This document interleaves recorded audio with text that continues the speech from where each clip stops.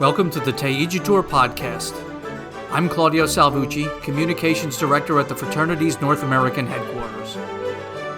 Abby Johnson is well known to the pro-life community, and she has earned a national stage as the author of the book Unplanned, founder and CEO of And Then There Were None, and a speaker at the Republican National Convention. Earlier this summer, Abby attended her first Latin Mass. She recently spoke with us about what led her there, what she experienced, and what she learned. For probably 6 months, which felt like a long time for me, I have felt this angst inside of me. And I knew that God was calling me somewhere outside of where I was, but I knew it wasn't outside of the Catholic Church. Somewhere inside of the Catholic Church, but outside of where I was. And I did not know what that meant. Mm-hmm.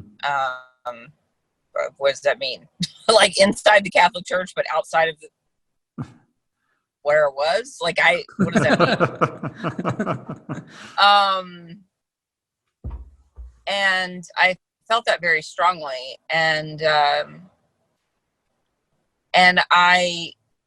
I talked to my husband about it, and he was like, well, that sounds nuts. And I'll be honest with you, I always thought Latin Mass was crazy. Why would I want to go to a Mass where I can't understand what's happening? Mm-hmm. I said that to at least 10 people over the course of my life. Probably as recent as 6 months ago, when somebody mentioned going to Latin Mass. I was like, that's the dumbest thing I've ever heard. Why would I go to a Mass in Latin?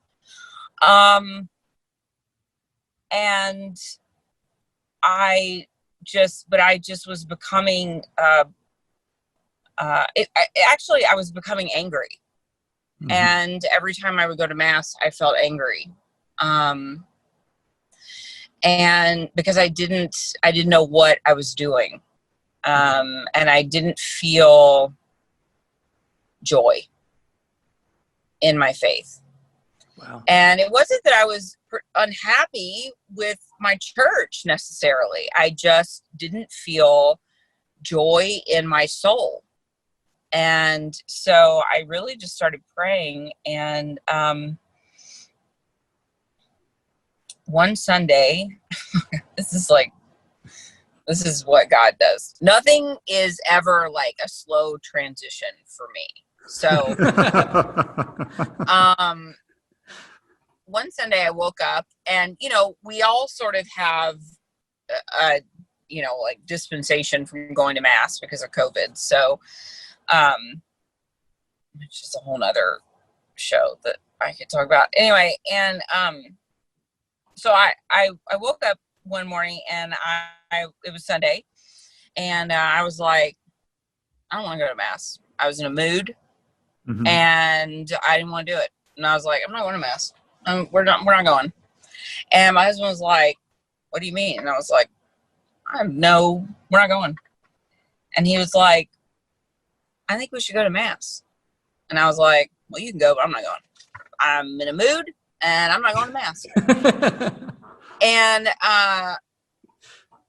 then, I'm not even kidding, just like that, God said, you're going to go to Latin Mass. Like, out of nowhere, just like that. And I was like, all right. So I looked up the times for Latin Mass. This was like early in the morning. This was probably like around 9, because that would have been about the time we were starting to get ready for Mass. And I looked at the time, and it was Latin Mass it starts at 3:30. And I said, okay. So So I tell my husband, I said, what if we go?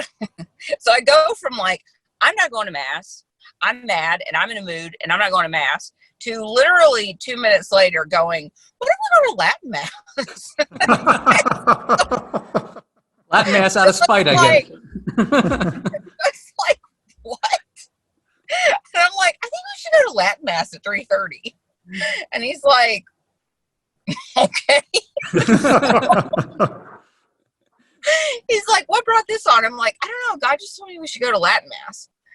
And he's like, okay, whatever. So he's like, okay, that's fine. We can like get the baby down for a nap before we go. That's actually a good time. So, so then I'm like, I felt like really excited all of a sudden. I'm like, okay, like I'm excited. So then I felt really impatient. Like, why is it not till 3:30? So then I was really excited all afternoon, like to go. And so we go at 3:30, and it happened to be a first solemn high mass. Whoa. And so they had just ordained a new priest. I mean, the music was like, whoa. And I was like, wow, was it always like this? And they were like, no. So they were like, you picked a really good Sunday to come for your first time. But anyway, but we went, and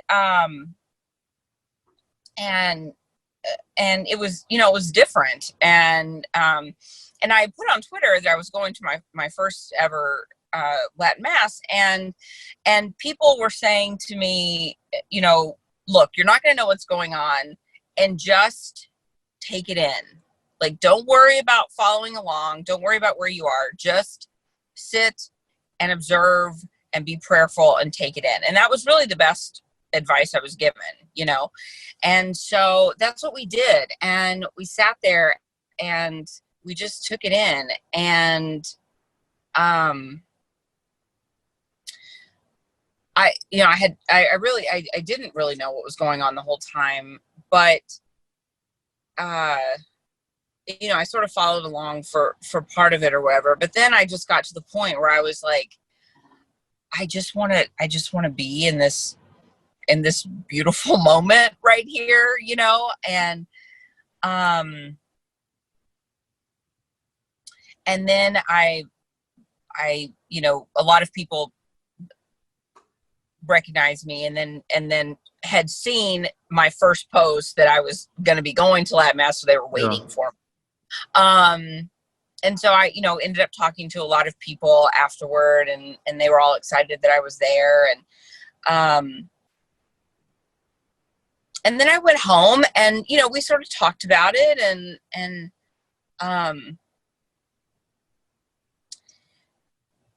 but I think it didn't really like hit me until the next day. Mm-hmm. Like, I was really sort of processing everything and sort of taking everything in the next day. And I was really thinking about everything. And I was just so overwhelmed by everything that I had witnessed and just what it felt like. And, a few things sort of immediately came to mind. And it was hard to describe. I still can't really describe it, but I just felt like the mass felt so masculine to me. And that was it's hard to put into words what I mean by that, but it felt masculine. It felt fatherly. I don't know how else to describe it. It felt right. Like, that's how it felt. I don't know. It felt like that's how this is supposed to be. Like, there was nothing feminine about this mass. Like, it was, I could just be. Yes. Right? Like, I could just be. Yeah. I didn't really have to do anything. I could just be.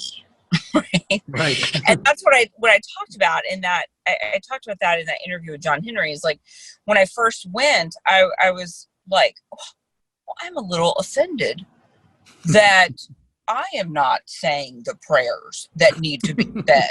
And then I was like, wait a minute. Like, I don't have to say them at all. Like, it's not about me, right? Like, I don't have to say them. Like, that's what the priest is here to do. Like, I'm an observer. And then I became like, then the next time I went to that mass, then I was like just crying, because then I'm sitting there and I'm sitting in the pew and I'm looking up at the crucifix and I'm just like imagining myself like just sitting at the foot of the cross, and the priest is offering the sacrifice, and I'm just sitting there and I'm looking at Jesus and I'm just imagining like, oh my gosh, like this is my job. This has been my job the whole time. Like, not to worry about, like, do we hold hands during the Our Father? Do we not hold hands? That's not my job, right? Like, this is my job. And, oh my gosh, like, it just felt so freeing, I think. Yes. And, I don't really know how to say this. But I think as a woman too, this sounds like completely anti-feminist, so just, whatever. Toss it out there. Go ahead. It allowed me to just be feminine and be a woman and be cared for as women should be. Mm-hmm. Like, to be protected, to be cared for, like, and to feel cared for by like a male presence, by like a very protected presence. Right. And I feel like we've lost that in our society as well. We live in a society now where we're told that men should be like women, that women should be like men, right, which is completely out of God's order.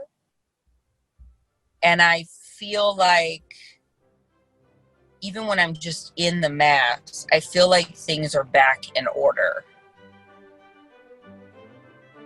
I feel like things are in right order.